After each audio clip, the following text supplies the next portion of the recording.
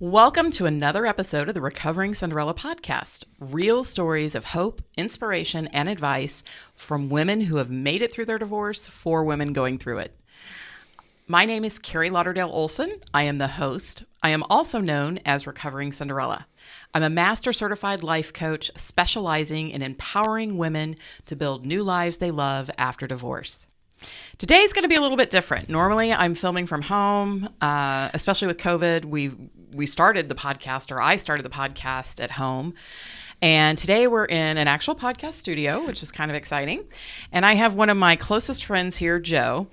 And we've known each other for several years. And so we decided just to kind of get in here and really get into some deep topics about her divorce and how she's rebuilt this life many years later, and some of the things that a lot of women face when they're going through divorce.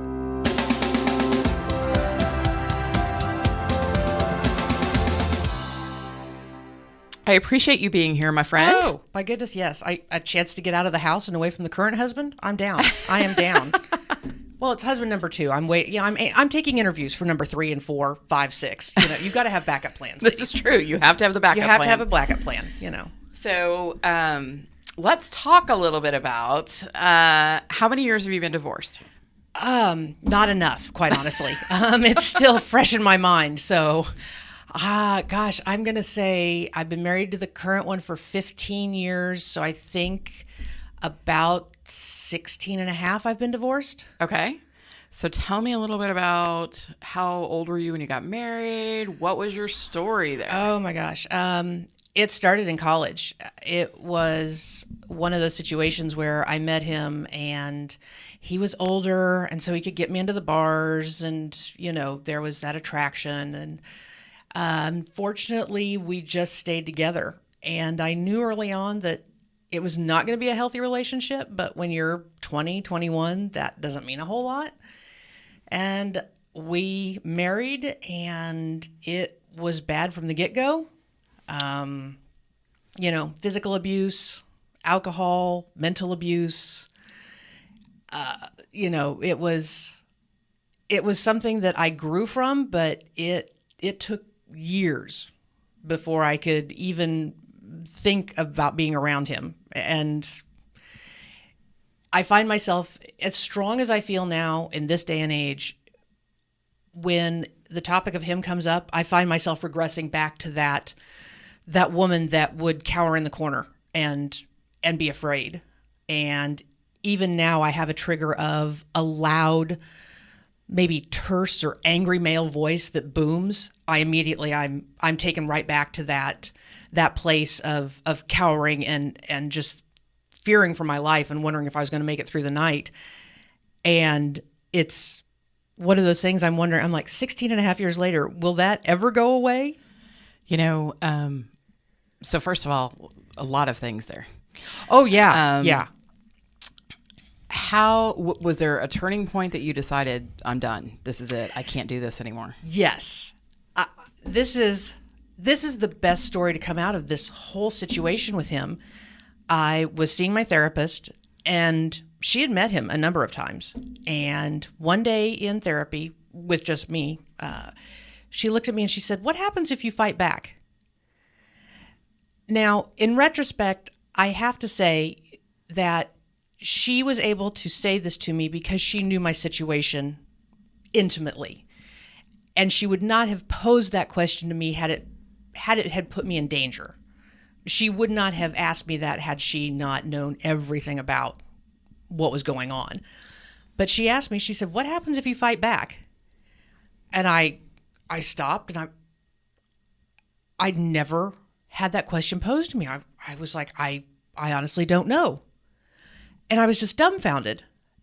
And within the week, he came home drunk. He came at me, and it was like a cyclone. Excuse me. I unleashed the fury on him, and I fought back. I did everything in my power to survive. And I don't think I'll ever forget the look on his face when I came back at him, screaming at the top of my lungs like a mad woman, finger claws bare, just all that pent up anger Oh. and frustration and abuse that you'd taken Yes. for so long. and I scratched and clawed and kicked and just did everything in my power to let him know I was going to survive whatever may come. And the look of shock on his face is just embedded in my mind. And he immediately threw his hands up and he jumped back and he left the house.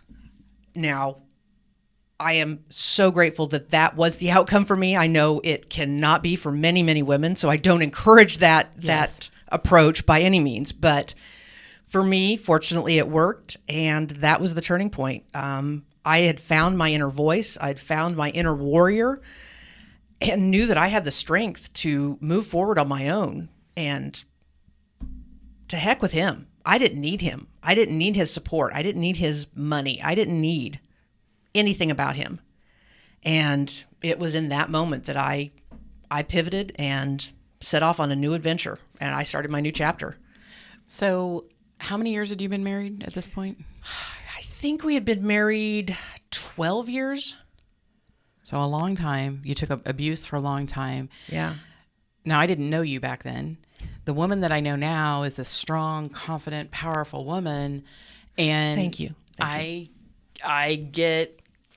get this question myself a lot because I was in an emotionally abusive relationship for many years, and people don't see me being somebody who would take that. Yeah. So did you become this woman after all of that? Did that kind of help you transform into this woman who basically takes no crap from anybody now? Is that part of your transformation, do you think? Or Well, I think I have always had this voice. My mother describes me as being this very outgoing child. And it was the typical abuse and manipulation that we see with a lot of the males that, wage warfare on their partners. They beat them down so slowly over time. And it's little tiny baby steps.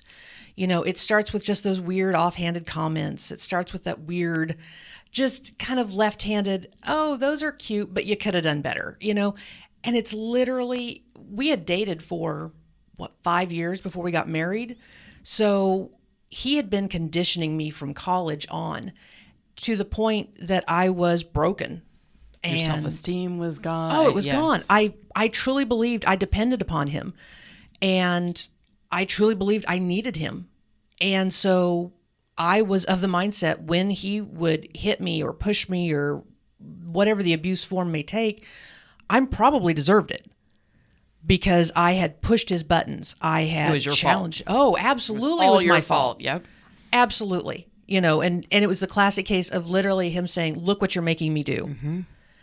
And, along with the physical abuse, eventually came the money abuse. I didn't find out about some of this until about a year after we were divorced. But the financial impact this had on my future self, he was taking out credit cards in my name, going to the strip clubs and getting cash advances where there's like a 30 to 40% finance charge on these things.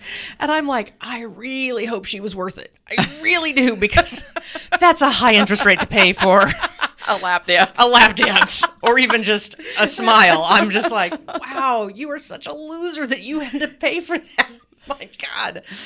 But it was, I ended up in bankruptcy because of it. I ended up with a credit score that was below 300. I didn't even think that was possible. But I mean, it was so weird that all of this was going on. I look back and I'm like, who was that person? Like, where did that come from? And I mean, I take solace and comfort in knowing that I'm not the only one out there that this happens to. I mean, you and I have shared stories. And some of yours, I sit and I think, oh my gosh, I had it right. And then I listen to yours and I'm like, whoa, mine was like a cakewalk. I gotta be honest. Like, wow, that was, I mean, okay. I know we're pivoting here, but you've got to tell the story of financial repercussions. I mean, even before that, sorry. Okay. Even before that, you've got to tell, Gosh, what baby daddy, husband number one, husband. My husband. Yeah, your starter first husband, your my starter starter husband. Yeah, Okay. the practice round. Yeah. So I haven't really talked about this very much. Oh, really? So, See, okay. See, yeah. I've listened to some of the podcast. Okay, in all honesty, I haven't listened to all of them because I talk to her daily. So I might get I get like the Cliff Notes version because ADHD meds have worn off by then, and I'm like, bottom line it for me. So I got married, kind of rushed into a marriage. My mom had cancer and died when I was 20. Yeah. And so kind of went through this period of didn't have a family, felt like I didn't have a family, felt like I didn't belong anywhere. And, you know, when you're 21, 22, you're dating. And back in the 80s, it was a little bit, you know, this was more liberated. This was like 1991 at this point. My mom died in 89. And so, you know, out partying and doing that stuff. And do you think though that the partying was like trying to fill? Oh yeah, absolutely. It was the emptiness. Yeah, it was my mom was gone and you know, it was hard. And so I ran into I used to play softball with a company that I had previously worked for. And after the softball game, we all would go to a bar and have a few drinks. As you do. And so I was at the bar I was actually there with like 9 guys that I played softball with. They were all friends. It was not, I wasn't dating any of them. But you had your entourage. Yeah, I understand. I had my troop behind me, and I happened to run into somebody that I'd gone to high school with, and it was 5 years out of high school. And ironically, he was there with a bunch of women that he worked with. And so we kind of joked about that. But we started dating. He asked me out, and we dated for 6 weeks and then got engaged. Wow. I mean, yeah. I mean, why? Do not recommend that at all. That is not, you don't know who the person is. You don't, you know, but we'd gone to high school together, and I kind of thought I knew him, and we'd never dated in high school because he was. But I'm thinking there's also that aspect of, you just said, you're like, I didn't have a family. I didn't have, you know, I was missing. I was missing. I was trying to fill a gap, and I thought I wanted my own family more than anything, and I wanted to be a mom more than anything, and I wanted to have this family, and actually we got engaged because we both got drunk and ended up lost in the woods, and it was really weird. We ended up in front of a frat house, and he asked me. Okay, that sounds like a horror movie. I gotta be honest. Like that's in the woods. Like yeah, it was a start. We were drunk. Yes. I could say it was the appropriate start to the marriage. I saw that on HBO last night, like at 3 a.m, and there was okay, go ahead. I'm intrigued. So, and I remember him asking me. He said, "What would you say if I ask you to marry me?" And I was like, "Well, are you asking?" And he's like, "Well, but what would you say if I did?" And I'm like, "But are you asking?" Keri never wanted to be, never wanted to like back down from a challenge, obviously. It's like, be clear about this. Yeah. And I remember saying I wanted to finish my degree and I wanted 3 kids. That's what I wanted. And he was like, okay. And so we get back to my friend's house. Somehow we found our way back. This is before GPS on your phone, folks, and before we even had phones. Yeah. I don't think we had phones. We didn't have phones. Yeah. And so we get back to my friend's house and we tell her we're engaged. And I'd known her since I was 7. Okay, so I've known her my whole life. And she's like, "No, you're drunk. Go to bed." And I'm like, "No, we're engaged." We're engaged. You're drunk. Go to bed. Yeah. You'll feel a lot different when you wake up in the tomorrow morning. You'll, new perspective. And but we did. We ended up staying engaged, and we ended up getting married a few months later. And I'll be honest, we had some challenges from the get-go because I was told 2 months before we were supposed to get married that I couldn't have kids. I had severe endometriosis. I'm 22 at this point. And you've already said, I was 21. Yeah. You've already said, "Oh, I want the husband, 3 kids." Yeah. And like, I wanted to be a mom more than anything, but like a couple months before we get married, I had this extreme pain and couldn't stand up. And they rushed me to the hospital and couldn't figure out what was wrong. And they did exploratory surgery, and I had severe endometriosis, and both my ovaries were twisted behind my uterus. And I'm trying to think, this would have been in 91. I'm trying to think how old I was at that point. So I was 22. Oh, and so that's kind of a life-crushing moment. Being told, hey, you may not ever be able to have kids. Now, I are mean, you I wasn't married? even, Are you no. married? Oh, This so is you're 2 still months engaged. before, 2 months before our marriage. And I mean, that was like my whole world was shattered. So now I'm saying, okay, we got to get married. And they're telling me they did 2 surgeries and they're like, okay, if you're going to have kids, you have to have them right now. Like right now, right out of the gate. This is it. This is your best shot. Like, and we weren't even married yet. And the doctor told me, I had been on birth control and he's like, do not go back on birth control because you may never have a kid if you do. And so I found out actually 2 weeks before our wedding that I was pregnant. And okay, so this is a blessing in disguise. Right. I'm thrilled. But at that point, I was starting to see things that were red flags for me. No, okay, help me with this one because this is always a challenge I have is you're starting to see red flags. Did you acknowledge them as red flags or was it easier because they seem small enough that it was easier to just kind of ignore them? Like, you know, I think, and you mentioned it with yours, you knew in the beginning it wasn't really a healthy relationship, but at 2021, you're like, I can handle this. I got this. I think at that age, and I can't even say at that age because I saw them with my second husband too. Spoiler alert, yeah. teaser. But I think when you see those red flags and you don't trust them, you kind of brush them away because they bring up things that you don't want to see.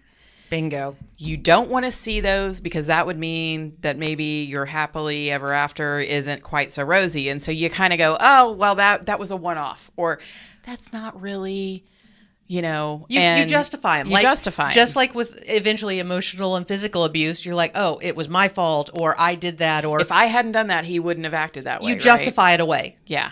Would you say that for you now, that is a pretty big red flag? If you make an excuse for somebody's actions, response, content, is that a red flag for you immediately? It is a red flag. And the one thing that I would tell women now in retrospect, because this has been many years ago for me, 20, almost 30 years ago. We don't look a day over 21. I mean, it's amazing.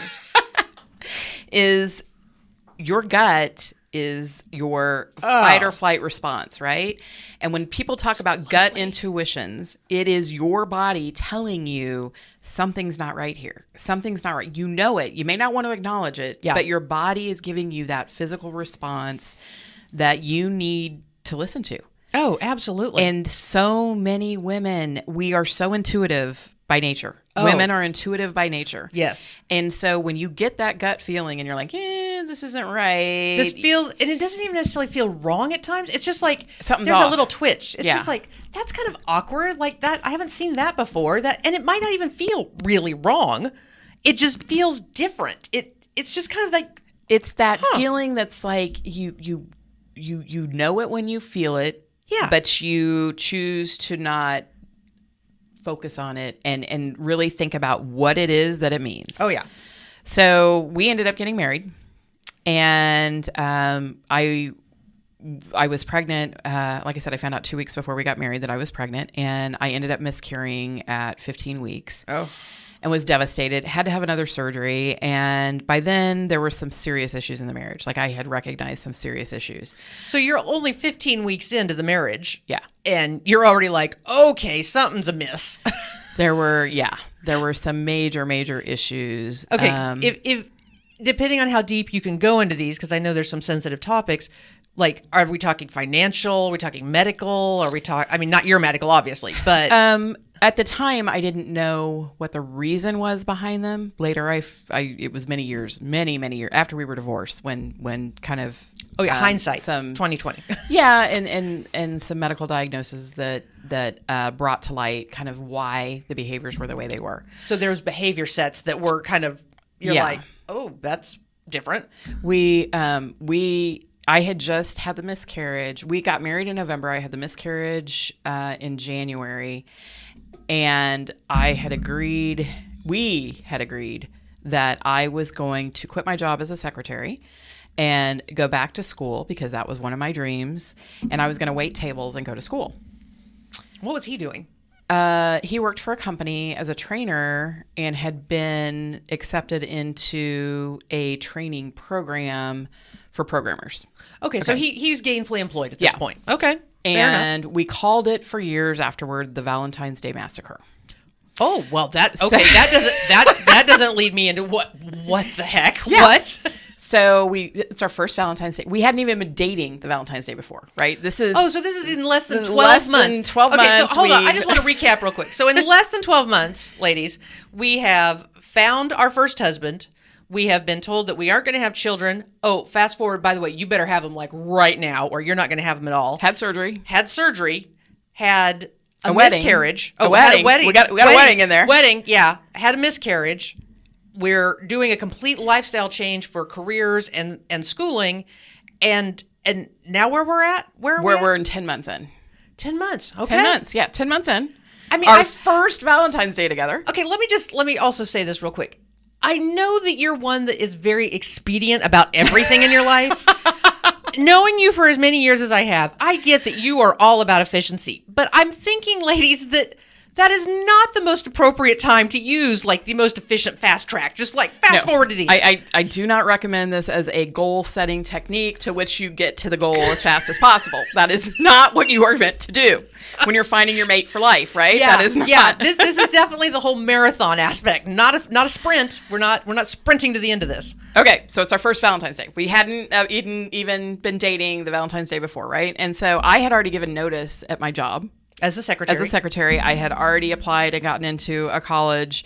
I was going to go, to at night, and I was going to wait tables. I already had a job as a waitress, which I had done all through college. Or all through, previous college.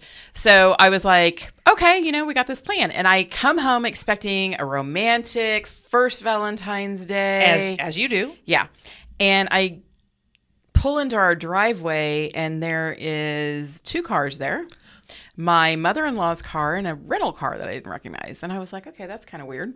And I walk in the door, and my husband, his best friend had decided to fly in and surprise us from another state on our first Valentine's Day, which I still find really weird, and his mother. And they're all pretty happy. They'd been drinking. Oh. And I was like, and I walk in the door, and he's like, happy Valentine's Day. And he hands me, I can't remember if they were truffles or chocolate covered strawberries, something like that. And I'm like, whoa, did I not get invited to the party? And he tells me that he had basically told his boss to F off. Oh. And quit his job that day. And I kind of looked at I don't recall that being in the initial plan. Did I miss that? Was that an addendum? No. Was that a footnote? Yeah, that was not the plan. Okay. So he called an audible in the middle of this whole thing. Got it. Okay. Unless you're the Chiefs and Mahomes, audibles don't generally work. Yeah. So it was the start of a very bumpy 13-year marriage. 13. Hold on. 13 years this went on. Yes, 13 years. And part of it was, people ask me all the time, how did you, part of it was, again, I wanted a family. I was going to make this work. I had committed to this. I wanted children. And was your drive for the dream so great that you were willing to accept and sacrifice the other stuff in the interim? What kept you going forward? I think with everything that happened, and there were a lot of major things, like huge things, like starting a business. I eventually got pregnant. Well, not eventually, pretty quickly. I got pregnant again. I was hospitalized from 25 weeks on. Like bed rest? Had a bedpan for 6 weeks. Let me tell you, it was a lot of fun. Now, in this time, does he have a job again, or is he jobless? He had gone a long period of time without having a job, and then he had gotten a job. He had gotten a basic paying job. I had gotten another job, gave up going to school, was working 3 jobs as a waitress to support us, and was hemorrhaging this whole time because they had me on medications to try to ensure that I could have children. And so it was a very, very difficult time. And I'm guessing you weren't getting a lot of emotional support at home. Probably not. No. Not what you would call a healthy relationship at home. It was not healthy at all. But at the time, you're young, right? You think, okay, we're in it for the long haul. I committed to this. We're married, And to be fair, he probably didn't sign on to get married and all of a sudden, hey, we got to have kids right now. And like now. Yeah. And so I think, to be fair, it wasn't really what he signed up for either. So, well, but let's full disclosure here. Let's be honest. You were a little more transparent about your situation. Yeah, this is true. I think this is absolutely true. I don't think he signed an NDA at the front of it that said. At least there was no mutual NDA. I can promise you that. So we're 13 years. You're in this marriage. 13 years I'm in this marriage. Give me the highlights. How many kids in 13 years? So we were blessed with 3 incredible sons that to this day are the greatest blessings of my life. So I can never look back and say I regret the marriage, even though it was not healthy. It was not good in a lot of ways. I disagree with you. I think you can say I regret the marriage. I don't regret the union. Because that's an interesting way of looking at it. Because there was a union there that he gave you 3 of the most beautiful, precious gifts in your life. But that marriage was an epic mess show that I'm just like, no, wow. It was. And I did love him. I mean, I did love him. I would not have married him if I didn't love him. And I cared deeply about what happened to him, even after we got divorced, until some actions happened that I got to the point that I was like, okay, I can't. I'm done. Yeah, I'm done. I'm out. I'm tapping out. This is me done. And there's lessons to be, I learned lessons that I hope I can share with other women about that. But, I got 3 amazing kids out of it. Good. When we got divorced, it was actually very amicable. Yeah. We did our divorce ourselves, which, ladies, I do not recommend. It is the last thing you should do. Yeah. Because that led to some financial implications that, let's see, how many years have we been divorced? 15, 16 years, and I'm still paying for. Yeah. So yeah, because there was the caveat of like was it his medical or was his no, schooling? No. We had about a year before we got divorced, we had combined our student loans. Back at the time, you could do that. Yeah. I And remember my that. credit was, I had a higher credit score at the time than he did. Yeah. And so I had gone back to school eventually. My boys were 3 and under when I went back to school. And knew I needed a degree. I needed that. I wanted that. And so he did encourage me. I will give him kudos. He encouraged me to go back to school. He encouraged me to go to a really great school. And as a side note, I want to point out that as crazy as these men are that we marry, or women, your partners, they have their shining moments. yes, they do. And that's what I think keeps us engaged with them, because we start hanging our hopes that we'll have more of those. Yes. Because you that let is that so true. You let that one shine. You're like, oh, but he encouraged me, and he was genuine about it, and he was supportive, authentic, and yeah. I mean, he was there for me. And you just hang your hope on that one that he'll just keep doing it, and try to forget all the other things crappy things that he's doing. Yeah. So, when we got divorced, or a year before we got divorced, we had combined our student loans into one loan. Yeah. It was a lower interest rate. Oh yeah. And it was in my name. Of course. So when we got divorced, in the divorce decree, he was like, okay, we split out. We didn't have a lot of assets. I mean, we had a house that didn't have a lot of equity. He had a 401k. They were about equal in terms of the equity. So it was like, okay, you keep your 401k. I'll keep the house and the equity. We were in agreement about the you custody. had the boys. So, yeah, I had primary custody of the Sure. boys. He had visitation.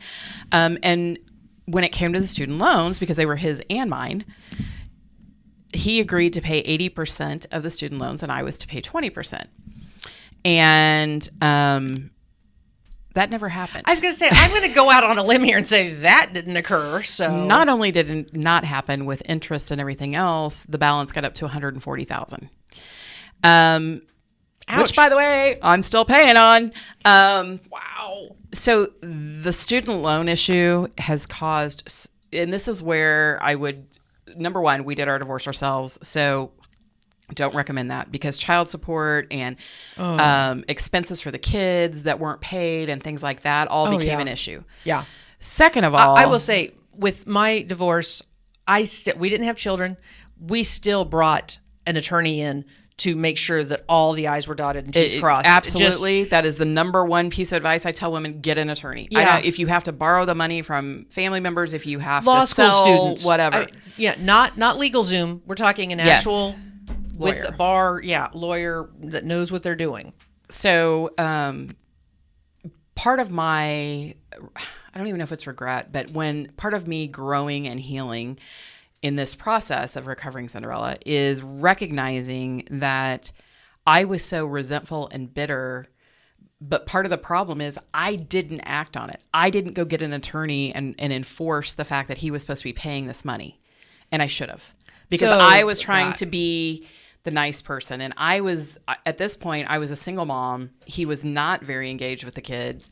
So I was scrambling and trying, to raise 3 sons. And so I didn't have a lot of extra money, and I didn't have a lot of extra energy to fight that. And I should have. That's one of the big takeaways that I had was nice goes out the window. You can still be respectful of the other individual. You can be respectful of your children's father, but do not allow somebody, family, friends, him, her, talk you into, we can do this on our own. You don't need to take those precautions. We don't need to, no. If it's gotten to the point where you're ready to move on and you found your voice, or you feel like you're not in a safe place, don't listen to their advice. No. Yeah, you need to protect yourself and your kids. And because this has been such a huge thing for me over the years, it has become an issue with my kids, because whenever my kids would talk about their dad, I made the mistake of bringing up the student loans, like that I was still paying on them, and that wasn't fair to them. It wasn't. But it's hard. As a human, was so hard, because I was so angry and bitter when he was going off to Europe or he was going to Hawaii. Wait, the ex-husband was doing these things? Yeah. And so you had I had the debt. Hundreds of thousands of dollars in debt, and he's like, see ya, aloha. Yeah. And you're like, wait a minute. Yeah.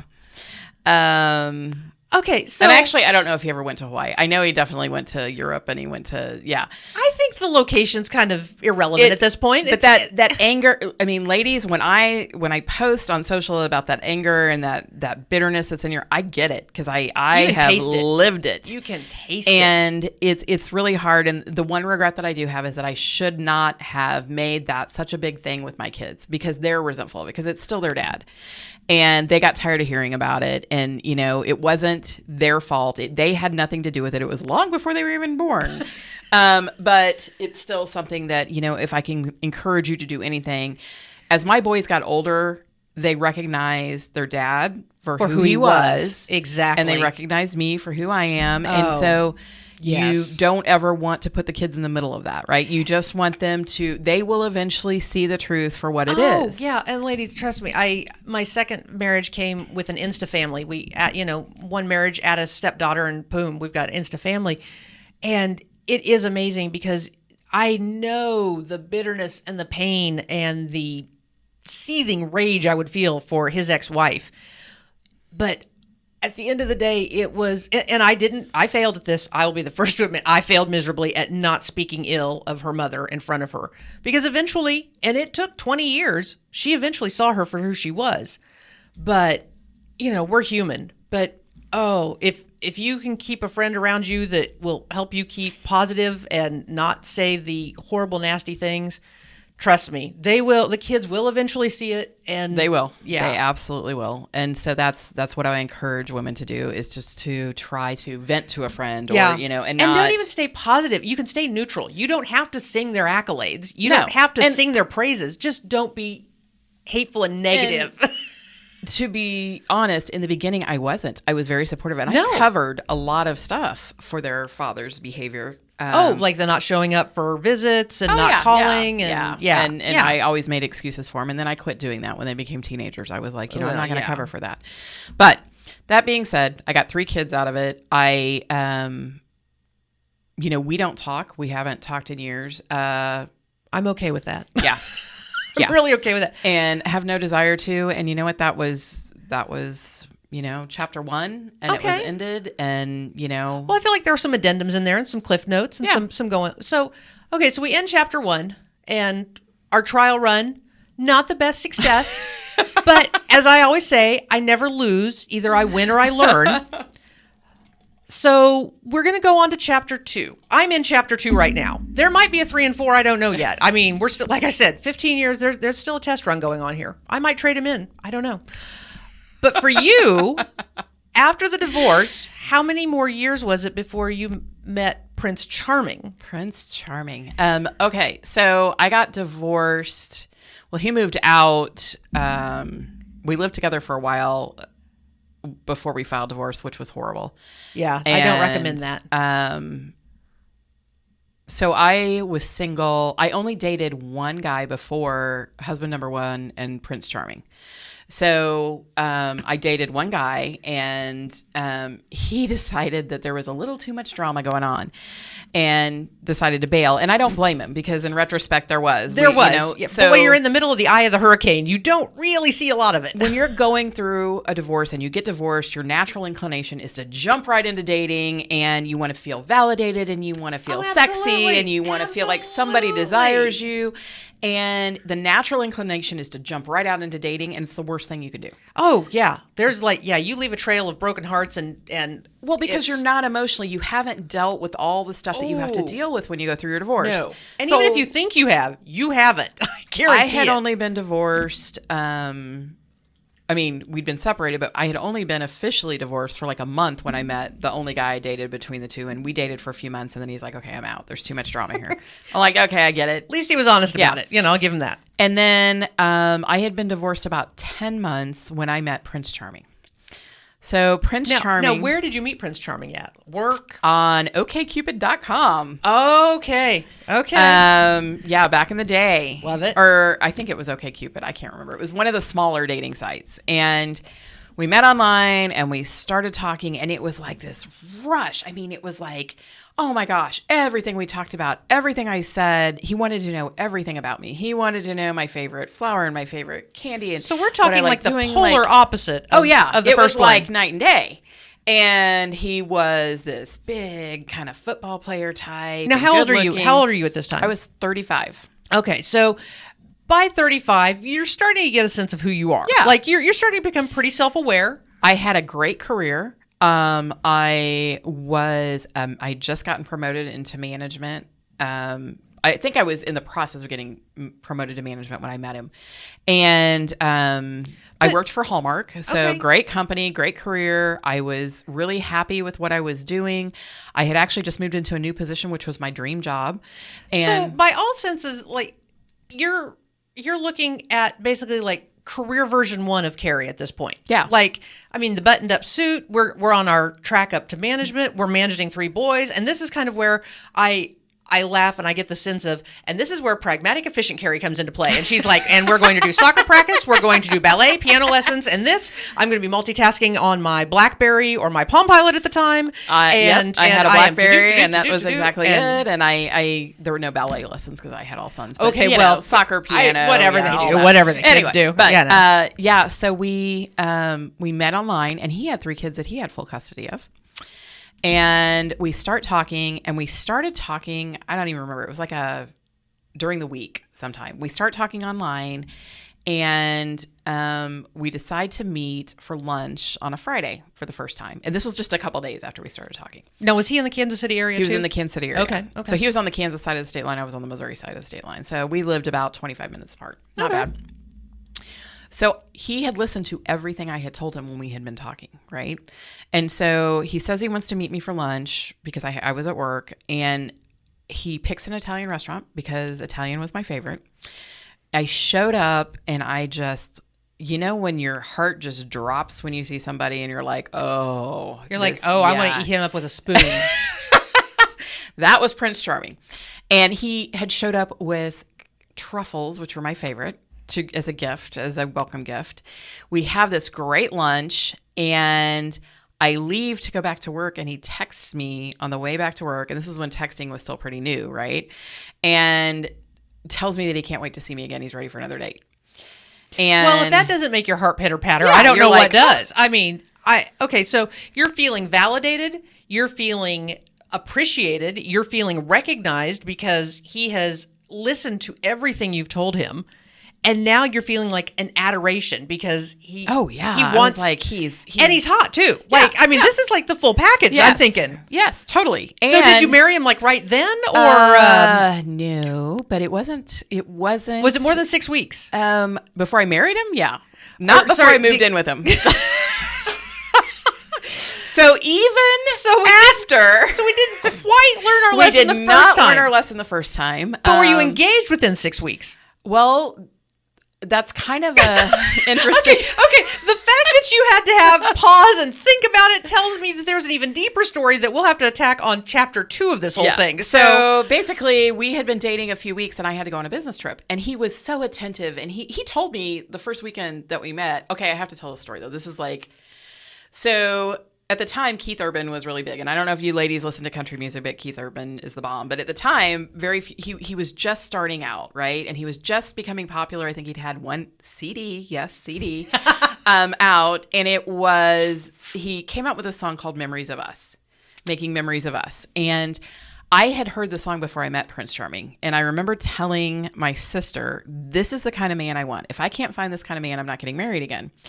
So we had met on a Friday for lunch, and then I was coaching Little League Baseball. So Saturday was all baseball. Was this like in between business suit transitions? Like, yep. Okay. I was also a Cub Scout leader. Yeah, all that. Oh, yeah. Yeah. 3 boys. So let me ask you something real quick, though. Do you think that your need for all of that was not wanting to slow down and look at what you have been going through? Absolutely. Like, if I just keep pushing forward, I can just make my life full with what's here, what's now, and I don't have to deal with what happened. Part of it is my normal personality is always driven, type A driven into everything. But part of it, I think it's fair to say, and I didn't realize it till after I went through my second divorce, I never dealt with my first divorce. I never dealt with those feelings. You were right on target. I never dealt with any of it. I just pushed it to the side, and I was like, okay, this is my new life, and I'm just going to enjoy it, and I'm going to go out, I'm going to do these things. This is your new normal. And I'm not going to think about that, we had this 13-year marriage, and our family doesn't exist anymore, and da-da-da-da, right? Yeah. So I meet Prince Charming, and it is like this Memories of Us song, right? And this is important because it goes through this is part of our whole story. We meet on a Friday, Saturday I have baseball and all that. And Saturday night we're on the phone talking for like 4 hours. Oh, yeah. Yeah. And I tell him about this song and he goes, well, play it for me. And so I play it. And it's like... No, I just want to get the picture. You reach over to your boombox. Yes, boombox. And then you like hold the phone. Was it a landline at the time? And you like held the phone up to... I think it actually was a landline at the time. Nice. I love it. I just want full picture context of what's going on. I just want to have it set in my mind here. Kind of like, Yeah. So, and then... this is like 2 a.m. We say goodnight.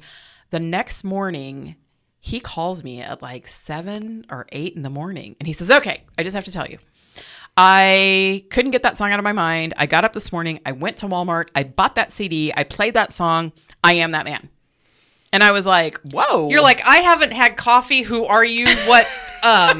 What? But I was so overwhelmed because I'm like, this man, like, oh my gosh.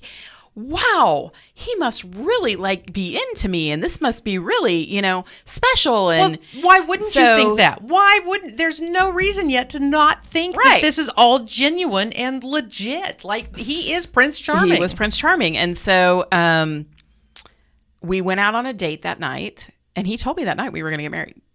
And he was just like, we're going to get married, and we're going to, and I know you like guys that like, assertive, that will take control of certain situations, because you're in business suit, buttoned up all day. You're making decisions for everybody else all day long. So when a man steps up and he's like, we're going to do this, you're like, oh, thank God somebody else is making decisions. Even if it is a marriage, you're like, that's fine. Just, I don't want to make another decision about tacos or I don't care. So yeah. So he steps up. He's the complete package. And so what ensued was this courtship of Hallmark proportions, right? So I worked at Hallmark, and all my girlfriends at Hallmark are like, he stepped out of a freaking Hallmark movie, I mean, I was gonna say, that's what I'm thinking. I can see like the Christmas theme now, like the doors open to the grand ballroom, and it's just like 97 Christmas trees.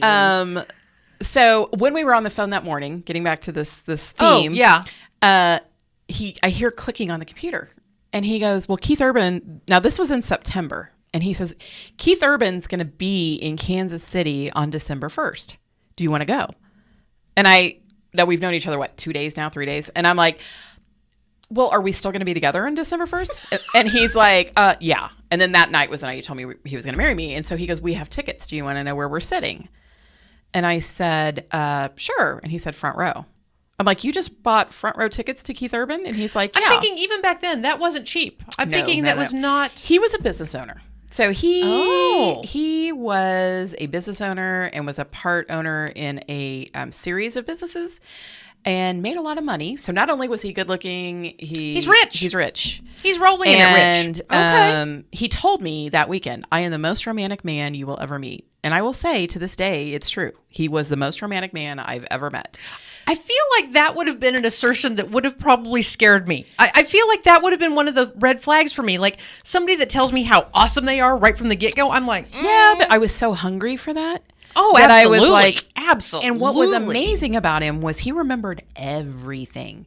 So when I say we ensued on this courtship of Hallmark proportions, I would go on a business trip. There would be a card for every day I was gone in my briefcase. And when I got to the hotel, there would be flowers waiting for me, addressed to Cinderella from Prince Charming. He called me Cinderella, and he was Prince Charming. I would come home from a business trip. There would be an entire new outfit on the bed and like a new purse. And he was better at shopping than I was. Well, then I would have been like, is he gay? 'Cause like my gay friends are much better at dressing me than I am, obviously. I would have been like, what? No. He was very, it was years later that I read Love Languages. His love language was gifts. He was all about gifts. Oh, yeah. Our first Christmas, he spent tens of thousands of dollars, okay, on Christmas presents for me and the kids. Okay, tell my favorite story about walking by the jewelry store window. Oh, yeah. Okay. That is my favorite story, just because I'm hoping somebody will do that for me.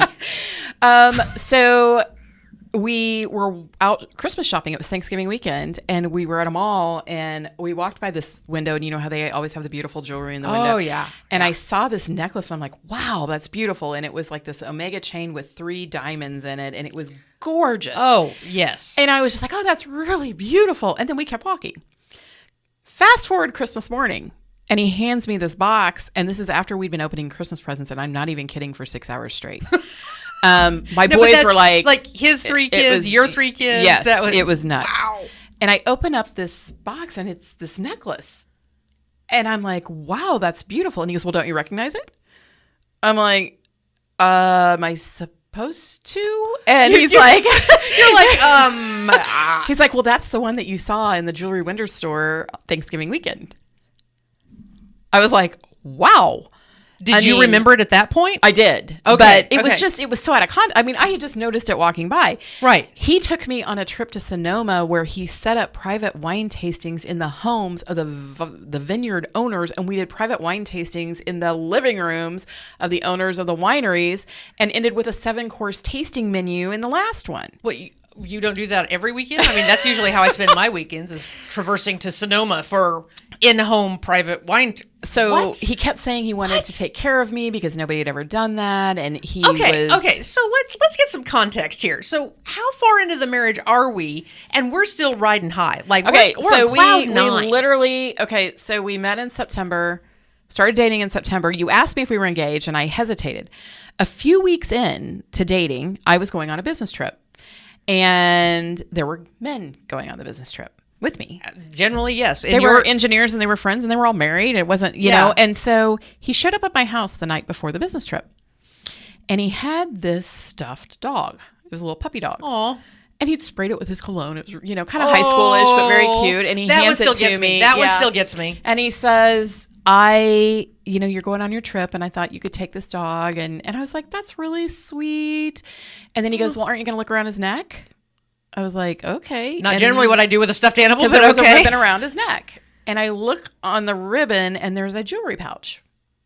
Oh, okay. So I open up this jewelry pouch, and there's a platinum 3-stone diamond ring in there. And I looked at him, and I was like, wow, is that an engagement ring? And he's like, oh, no, it's not big enough for an engagement ring. It's a pre-engagement ring. I just wanted you to have it for your trip. So in essence, he was kind of marking He was marking his territory. He was marking his territory. Beautiful ring, but it didn't fit on my ring finger. So I go on this business trip, and he was calling me all the time on the business trip. And now, was it okay, so that's one of the things I was going to ask about is, was it the annoying, like checking in, like, what are you doing? Or did it still feel like, oh, I just love the connection kind of thing? It was kind of both. It was I'm checking in, but especially at night, it was, I want to know what you're doing. Who are you with? What are you doing? Da, da, da. There was flowers when I got there. There was, So he was definitely showing off for the other men. Yeah. So then when I got back from the business trip, he had told me to the jewelry store that he had gotten it, and he told me to go to the jewelry store and get it sized when I got back from my trip. So I did, and I walked into the jewelry store, and I said, I got this ring, and the woman behind the counter says, you're the one. And I'm like, okay. And you're like, is that good? It was a small family-owned jewelry store, high-end. And I said, what do you mean I'm the one? And she said, oh, well, just a minute. And she goes and gets the owner of the jewelry store. And all the girls of the store come over and they're like, he came in here and he told us about the ring and the puppy dog and da-da-da-da-da. And we thought it was so romantic. And I'm like, yeah, it really was. It was really sweet. And they're all talking to me and they just keep talking to me. And I'm like, okay, can we get the ring sized? And he walks in. One of them had called him when I walked in. They were instructed to call him when I walked in. Oh, so they were buying time. Yeah. Oh, okay, so he walks in and I'm like, what are you doing here? And he goes, oh, I had him call me when you got here. And the owner takes us to a back counter and she says, come back here with me. And we go in the back and she pulls out this tray she had already arranged of emerald cut diamond rings, a whole tray of them. Oh, done. Because Boom. That was my favorite cut of diamond. Yep. So we're trying, he has me try on all these rings and we're trying on the 1 carat and the 2 carat and we're going through everything. And then she pulls out this 4 carat emerald cut diamond ring. A single 4 carat. No, it was a 2 carat emerald cut with a 1 carat emerald cut on either side, platinum. And I said, wow. And she goes, yeah, we call this one Big Daddy. And she put it on my finger and I was just like, wow. I said, I really don't need a ring that big, but wow. Yeah. It's nice to try it on and look at it. Let me take it before cameras, but I would have taken a picture with it, And so he says, I just wanted to see what you liked and everything. And I'm like, okay, well, that was really fun. Okay. So that was in October. Okay. So we meet in September. He's already given me a platinum ring. Then he has me, go look at diamond rings. And in October, we went on a trip. And during that trip, he was like, you should just move in. We have 6 kids and you have to travel and I have to travel. And, if it's not going to work out, we've both he'd been married 3 times already. But if it's not going to work out, it'll be readily apparent before we get married. And he made it sound so logical. Logical. I mean, he was like, it just makes pragmatic. More sense. Yeah. And we're spending so much time driving back and forth. And I was like, well, I am not pulling my kids out of school. And he said, that's fine. Keep your house in Lee Summit and we'll just drive back and forth. I work from home. I can drop them off in the mornings. They can catch the bus. They can catch the bus back.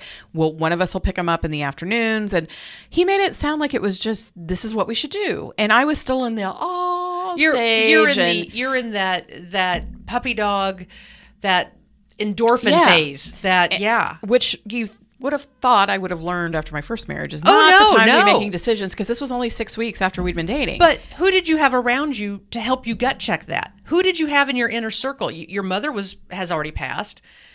I know you don't have a strong relationship with some other relatives. So did you have a core group of friends around you that were like, hey? What was interesting is that I started. Okay, so I think we have got so much here that I think we're going to have to carry this episode into next week. That's, when you have 2 amazing women with this much passion and energy. Now, granted, she's a little more awesome than I am. I'll give her that. But yeah, I think we're going to have to pick this up next week. So come back next week for the rest of the story here in the next chapter. And spoiler alert, we both are still doing really well. I know. We are. We're doing awesome. But I appreciate you being here, Joe, and I appreciate your transparency, and I appreciate you even sticking me in the hot seat because I'm used to being the one that answers all the questions or asks all the questions, and I got turned around here this week. That's what I do. That's what I do. I know things and I drink coffee. That's my superpower. She drinks wine too. Don't let her fool you. A lot. So if you have your own Recovering Cinderella story and you're interested in being on the Recovering Cinderella podcast, you can sign up on my website at recoveringcinderella.com. You can also find information on my group coaching sessions or personal one-on-one coaching sessions if you are looking to recover from your divorce and move forward in your life and create a life you love. We'll talk a little bit about that more next week. So if you're not following me, follow me on Instagram or Facebook at Recovering Cinderella. You can check out the website for all the podcast episodes, information on my coaching offerings, and just more information on how to get connected at recoveringcinderella.com. Have a great week, beautiful. And remember, your story didn't end with your divorce. You are still writing it, and the next chapter is going to be even better than the last.